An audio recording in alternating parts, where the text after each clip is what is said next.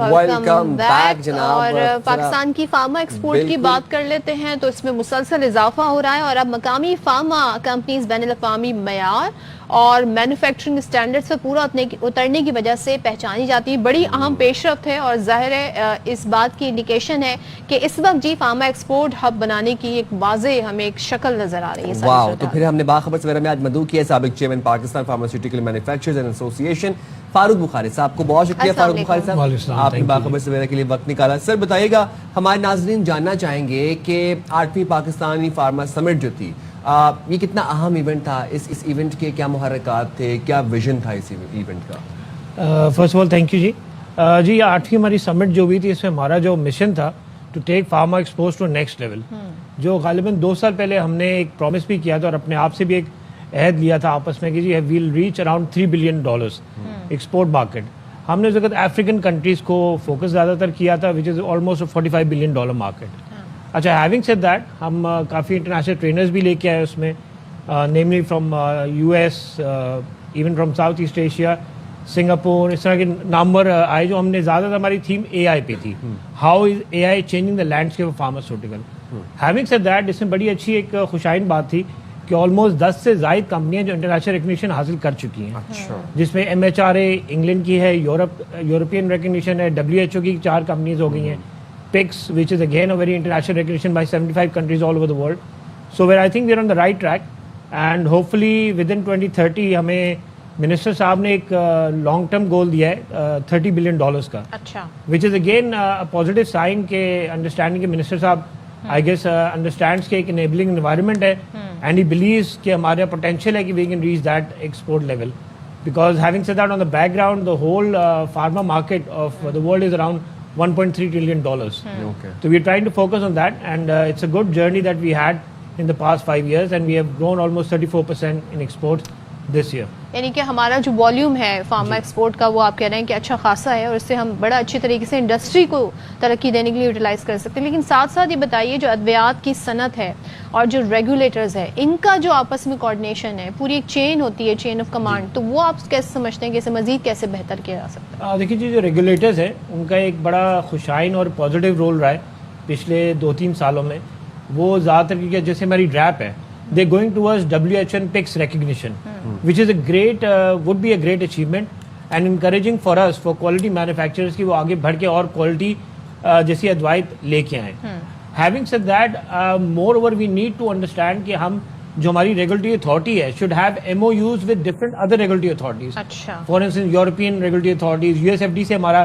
ایک غالباً MOU ہے, WHO کے ساتھ بھی ہے. We should have more of these جو ہماری کنٹریز ہیں, African countries, South East Asia, ان کی ریگولیٹرز کے ساتھ ہمارا MOU ہو تاکہ وہ ایک ریکگنیشن آ سکے, ڈائریکٹ لنک بنے. جی دیکھیے جیسے ہم اگر اپنی دوائی کی یا ادوائت کی تعریف کرتے ہیں that's of course recognisable, but اگر پاکستان گورنمنٹ ڈرائب اس کو ویٹ کرے and they have a MOU then it becomes a certificate کہ جی this is actually what it is. اچھا, مستقبل میں معیاری اور سستی ادویات کے لیے آپ کیا تجاویز دیں گے یا آپ کیا کام کر رہے ہیں اور کیا حکمت عملی اپنانا چاہیے؟ دیکھیے جی, جہاں تک معیاری ادوائت کی الحمدللہ جو ہمیں ریکگنیشن مل رہی ہے انٹرنیشنلی, WHO, PICS اور غالباً باقی بھی جو ادارے انٹرنیشنل ریکگنائز کر رہے ہیں پاکستان کو, اینڈ اسپیشلی وہ over taking Indians export especially to African South Asian market. جہاں تک سستی دوائی کے بعد آف کورس کاسٹ اسٹرکچر جو ہے ہمارا اور بہتری کی طرف جائے. آف کورس مطلب انوائرمنٹ پوری جو یوٹی اسٹرکچر ہے سارا کچھ ہے, everything should be looked in towards. And moreover اور بھی اس میں میڈیکل ڈیوائسز ہیں اور بھی اس میں کہہ سکتے ہیں اسپیکٹرم ہے جو فارماسیوٹیکل کی طرف ہے, اسے بھی توجہ دینی چاہیے, not just generic medicine I would say. اچھا, میں دوبارہ سے اسی طرف آؤں گی. جو سمٹ ہوئی اس کے اثرات کیا ہو سکتے ہیں اور آپ نے اس میں AI کا ذکر بھی, اس کو کس طریقے سے انکارپوریٹ کیا جا رہا ہے؟ کیونکہ ہم نے دیکھا کووڈ کے بعد بہت کچھ چینج ہوا ہے, اب ٹیلی میڈیسن کی بات ہو رہی ہے, باقاعدہ آن لائن ڈاکٹرز اویلیبل ہیں, تو یہ سب اس میں انکارپوریٹ ہوا. ایبسولوٹلی جی, اور سب سے بڑی اس میں جو ہے AI میں ڈرگ ڈسکوری ہے. فار انسٹنس اگر آپ کلینکل ٹرائل کرتے ہیں, کلینکلی ایک ڈرگ کو بناتے ہیں, اس کو ٹرائل میں ڈالتے ہیں, اٹ ٹیکس ایئرس.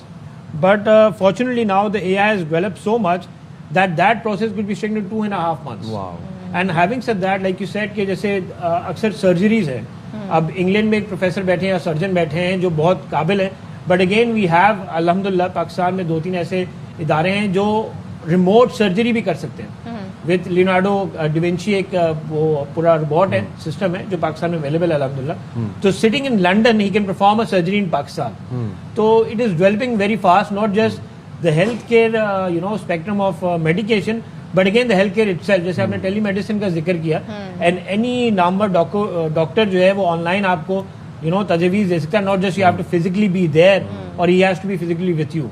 सो वो जितने भी टेस्ट वगैरह आप उनको ऑनलाइन देंगे they'll understand what kind of profile disease you have or again what kind of sickness you have then he can recommend which is a great achievement having said that कि जैसे हमारे मुल्क में अक्सर ऐसे बाशतर इलाके जहाँ पे ये फसीलत मौसूल नहीं हो सकती है तो एक्चुअली मोबाइल पे तो हर एक को ही है ना so it is a very good step और आपके हॉस्पिटल्स पे क्लिनिक्स पे बर्डन कम होगा क्योंकि जो छोटी मोटी इस तरह बीमारियां हैं उसकी डॉक्टर से सलाह लेना मशवरा लेना आसान इस तरीके से हो जाता है अच्छा डॉक्टर साहब lastly how would you analyse PISA 2025 आपको क्या लगता है कि फार्मा इंडस्ट्री के लिए कितनी बड़ी कामयाबी थी इवेंट जी ये बहुत बड़ी ऐसी कामयाबी थी हमें इससे बड़ी खुशाइन चीज़ें मिली और encouragement milli from the government of Pakistan not just from the government कुछ एम्बेसडर भी आए थे डिफरेंट कंट्रीज़ के उन्होंने भी पाकिस्तानी अदवायत को तरजीह दी और more over having said that I should be saying that on TV as well